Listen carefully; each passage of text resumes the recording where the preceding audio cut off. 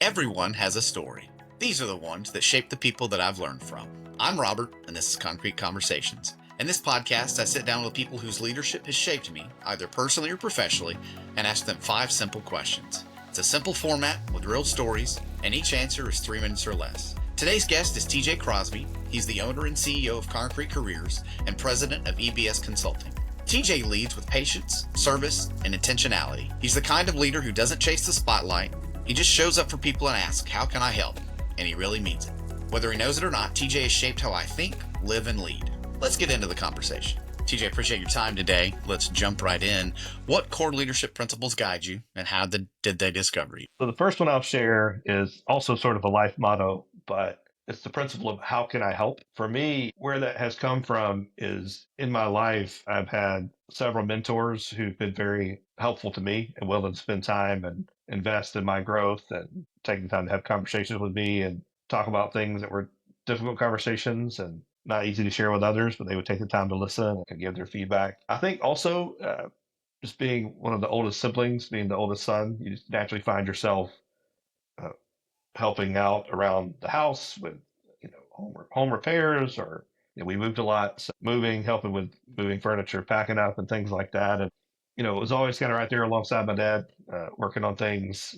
And we would go out sometimes after storms had happened. He was a home builder early on in my life. And later in life, we would go out and help repair a roof after storms and things like that. So it's just been instilled in me to go out and do that sort of thing. I don't do it as much as I used to, unfortunately, because we're not side by side anymore like we Right. were now Well, that I've we're been next to living Tom separately. Crosby and been handed stuff and been told, all right, hey, Robert, help with this. Like, all right, yeah, you don't really have a choice. So I can understand how that's part of who you are as a person. Yeah, that Right. makes a lot of sense. Yeah. Well, let's move on to, a more difficult subject, but something that's always more interesting to me. Talk to me either personally or professionally. What would you consider your biggest failure? I want you to Mhm. define what the failure is and then share that key lesson that you learned from that failure. So the failure that I'll share, and it's a bit of a tough one to share because it's a little bit like dealing with being an alcoholic or something like that. It's not that, but it's, you know, failing to advocate for myself is something that I struggle with. Thankfully, it's gotten better as I've gotten older and more settled into who I am. But there was a few years ago, I was in a sort of second level HR leadership position supporting an HR executive, and we were in a very challenging environment, a lot of fast moving parts and things to account for, and found myself dealing with a lot of frustration and not communicating clearly what it was that I needed to be able to feel valued and be able to do the job well. And what I realized that I can't truly lead others fully if I'm not able to do that, if I can't advocate for myself as a company leader, as an owner, for the things that we need, that I need, then I can't really support the team properly to give them what they need. And so it's a constant battle, but that's the biggest failure that I struggle with on a kind of an ongoing basis and have Do you learned have from. any mechanisms or things that kind of jolt you into saying, hey, I need to, even though I'm the owner, even though I'm the CEO or president, whatever your role is and whatever you're doing, is there something that kind of wakes you up out of that and says, hey, actually, I do need to just say, hey, for me, this is what's going to happen or what I think needs to happen? Honestly, yeah, there's a couple of people in my life, you among them, who will say, "Hey, it seems like you're not really speaking up for yourself. This is this really what you want to do?" Like having asking that question. My wife is good about that. Valerie is good about asking what it is that I need. I try to ask her the same thing, and then my dad again, he'll be one who will sort of rally behind me and say, "Well, you need to, tell them no, or you need to have a different take on that." So it's helpful to have people that tell you from the outside. I'm trying to learn to do it more internally as well. But it's nice to have people that you trust that can help you to do that. So I think the yeah. the thing that I always interests me about you is, and this is, I'm going to form this in a question. How do you balance not being a great advocate for yourself, but at the same time leading teams? Because you and I are very similar in that we're very zero or 100 on things. Mhm, mhm. So how do you balance being a leader and leading a team and leading a company or leading whatever you're doing, but at the same time pushing yourself to advocate for yourself? Because you and I have strong opinions. We don't have those easy to digestible opinions on a lot of things. How do you find that middle ground? So I would say the thing that I deal with and trying to find the middle ground. There's this principle of the starving baker. the person who spends all day baking goods and to give away to people to feed them, and at the end of the day has forgotten to eat food himself and ends up starving. It's the whole principle of the starving baker. And I think one thing that made me naturally good at being in HR is I have a natural tendency to make sure that everybody else has what they need, not to say, and forget sort of to take care of myself too. So the middle ground is, for lack of a better way to say it, what I've had to do is to figure out how to view myself as one of the people, Yeah. like almost That makes separate from myself. So literally in the current role that I'm in, and with Concrete Careers and with EBS, is I literally sort of step out of me and I look at me as an employee of the organization, and I look at the organization as sort of a separate entity from me that I'm a steward of. And so that helps to kind of have that split mind where I take the time to separate myself from the organization and like, what do I need as a person, as sort of an employee of the company, as an example. That's Gotcha. that's helped a lot to have that mindset and to be honest with myself, and also sometimes just to say out loud, not even to anybody else, but just to myself sometimes, that what I really need or what I really want is this thing. And even acknowledging it out loud can help to give some better clarity to help figure out how to get to that point. So Makes a lot of sense. yeah. Yeah. When you have that sort of helicopter view over things, it clears up and gives you objectivity. If we could go back and talk to 25-year-old TJ, I remember that guy pretty well. What pep talk, warning, or piece of advice would you give him? 25-year-old TJ, there's two words that come in my mind first, and it's calm down. I was going to say the same thing. I swear to you, calm down. Calm down. Yep. Yep. Calm down. It'll be okay. I mean, gosh, John Mayer talks about the quarter life crisis. I hit that hard. And I'm sitting there, I'm 25, thinking, oh my gosh, I haven't accomplished anything in my life. I don't think I had bought a house yet. I hadn't, we didn't have kids yet or whatever. I'm like, I wasn't like a senior level person in a company or something. I was like, what? Looking back, I'm like, what the heck? Like, what were you thinking? It's not even reasonable to feel like that was something that would have been attainable. But in my head, it's you can get it done no matter what. And so the advice I would give myself, besides just calm down, because that's marginally helpful, just those two words, but you're fine where you are. Don't rush it. It's the example I have in my head of kind of the enjoying the journey. We talked about this a while back, but it's like if you're going on a hike and you're going to go see some feature in geography like a waterfall or something like that. So you take doing a mile and a half hike and you're really working hard to get to that waterfall, and you get there and it could be that there's a drought and the waterfall is like a trickle, and you expected this majestic thing and it's like a little spurt of water coming out of the rocks. And if you had taken the time to enjoy the hike itself, the people that you were with, having the conversations, watching the birds or the sun coming through the trees. I mean, the whole journey would have been enjoyable instead of pushing for this particular goal. And then you get there and it may or may not be what you expected, right? And life's a lot like that. I think oftentimes we get to a place where, oh, I've made it to whatever the goal was. Two things happen. Oftentimes it's not quite as cool as you expected it would be because life's still hard no matter what. Right. But also as humans, especially people that are driven like I am, is you set the next goal and like Yeah. you're What's the next thing? right. What's next? And Yeah. Yeah. no, it's got to be like enjoy the journey. Calm down. You're good. You're doing fine. Just be patient. Enjoy the journey. You were always in a hurry, and I don't know if you knew where you were going, but you were in a hurry Whew. to get there. And Yeah.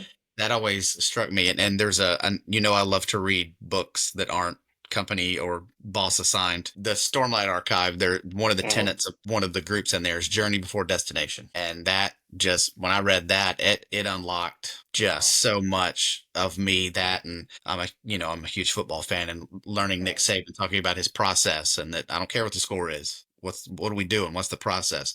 Those two Right. things really resonate with me, and I feel like that's why we work so well together, because we're both such journey and process oriented. Because if we control that, the goals will take care of themselves, and things will be good. So it's good to Right. hear that Right. 25-year-old TJ got there, at least to where you are now. Yeah. Let's go forward and talk to TJ in 25 years. I don't want to do the math because I don't, that's not important. It's Uh, up there at this point. Yeah. yeah. What question, you get to ask him one question. What question would you ask, and what would you want the answer to be? I'd say because in my mind, I would be close to the end of my career or at the end of my career professionally at that point, and hopefully transitioned into maybe more charitable work, spending time with the grandkids if we have them at that time. The question I would ask myself is, did I fulfill my potential while still keeping my family and my faith as priorities? The tough part is somebody who has my kind of tendency to go fast just to go fast and TJ, where you headed is you can tend to just leave people behind when you do that. And you can tend to get really focused on what you're trying to do and not take care of yourself. I mean, my faith is a big part of who I am, but it's easy to get busy and get caught up in trying to figure out the solution and not stop and remind yourself to kind of anchor back. And so the question I would ask myself about fulfilling my potential is I do want to make an impact. I do want to have done something well with my dash, so to speak. You know, they talk about the dash in between your birth and your death. And I do want to have an impact that's positive, but I don't want it to be through sacrificing things and people that are important to me. So that's the question I would want to ask myself. And the answer I would want to have is yes, you fulfilled your potential. And yes, you also kept your family and your faith as priorities. Kobe Bryant did an interview, and they, he's my favorite athlete of all time, and they kind of asked him a question about Michael Jordan, and he said, "I Mhm. just got so tired of being compared to Michael Jordan because I'm not as big and strong and skilled as him. I could never do what he does because I'm not him." He said, "The thing that I'm worried about is did I get every drop of blood, sweat, and tears out of myself? Mhm. If I did that, I could walk away from the game." And that was the thing that allowed him to retire because he said, "I've put in the work, I've done the things, I've gotten every bit of myself out of myself that I could." And it sounds like you kind of have that Mamba mentality that you just want to, did I do the best of what I was given? And for you, not at Yeah, the expense of other people and things that I care about. So it's a good question, good answer. I appreciate Let's that. let's get weird. What unique, quirky, or niche hobby, interest, or fact could you tell us about you that somebody that maybe knows you in a professional setting wouldn't know about you as a person? You know, people tend to say that they like music, or they'll say, "Oh, I listen to all kinds of music," or whatever. You ask them what kind of music they like, they'll go all kinds. But oftentimes, I think that's kind of a throwaway answer that they don't really know. And I get it, like because there's a lot of music out there to consume. But for me, and you know me well enough to know that this is true. I mean, I really just have a deep love for music. I mean, it's one thing. Our friendship started anchored around music, right? Let's be real. Our first meeting was in Music Theory 101 or 102. 101, I think it was. Yeah. Yeah, in So Jacksonville right, State. So yeah, right, that's a good and starting point. yeah, wearing our matching outfits. Yeah, our gray shirts from our TJ wore his gray NC State shirt, and I had my gray University of Georgia shirt, and people thought we were brothers. So yeah, Real cute. we met at That's real Music cute. Theory. Yeah, and we've had that happen often in life. Usually because I've chosen an outfit you had on, and here we are matching, and people think we're brothers again, which is not the Yep. worst thing in the world. But I mean, honestly, for me, the love of music it transcends styles, eras, countries of origin, even. You know, one of my favorite albums right now is there's a fairly up and coming artist named Connor Price that has an album called Around the Globe or Around the World or something, one of the two, and it's different artists from different countries that are featured with him, and it's I love it. You know, you don't know, I don't speak the language that they're speaking, but just the passion they have when they're delivering the lines and all that, you can tell that they really appreciate their craft. And so you could get in my truck and I could be listening to a nice playlist on Spotify. It could be a cappella music. It could be, you know, some kind of instrumental stuff. It could be rap. Who knows? It's just because I really do like all of it. And I mean, it's been cool to see my kids are sort of picking up a very similar sort of love. So if they both get to sit in the front of the car, they'll take turns on Spotify pressing the button in the Apple AirPlay, asking it to play different songs for them. So and I really just say I really just enjoy listening to all types of artists who kind of you talk about like with Mamba, you know, with Kobe Bryant, is it's just people who hone their craft. They're just really good at the craft, the Right. angle of music they have chosen to be really good at it. And I just enjoy people who have found that vein and they really lean into it and produce something that's incredible. And so I want to honor that and I enjoy listening to it. But I can't really pick one particular style that I want to listen to all the time. So I just find myself always kind of flipping back and forth. But that's what I would say for me. People that know me well probably already know that. That's not surprising to them. But in a professional sense, most people probably wouldn't assume that music's such a big part of my life. It is, and every time I get in your truck, there's something different playing, so I can attest to that. Well, this is the part where I give you your flowers and let you know that I appreciate you as a friend and a leader. Speaking of honing your craft, that's one thing you've definitely done. You've put in the work, you put in the time, you failed, you've learned from it, you've risen up and become a better TJ. And we wouldn't work together if we didn't have that respect and that admiration for each other. And I really do respect you as a leader. There aren't many people that I would attach my life to on a personal level, much less a professional level, if I didn't respect and really trust you as a leader. And so the lessons that you've learned and that you shared here are going to be really helpful. They are to me. And I hope someone gets something out of this. Appreciate your time, and always just appreciate you as a thoughtful, patient leader. So thanks for coming on today. I hope everyone heard something that they can take with them. And thanks for your time, man. Appreciate you. Thanks, Robert. That's it. 5 questions and a few real moments, and one more story from someone who shaped how I think, live, and lead. What sticks with me about this conversation with TJ is his simple, how can I help? That's not just a leadership phrase with TJ. That's how he moves through his world. It's how he leads his family, his friends, and the people that he works with.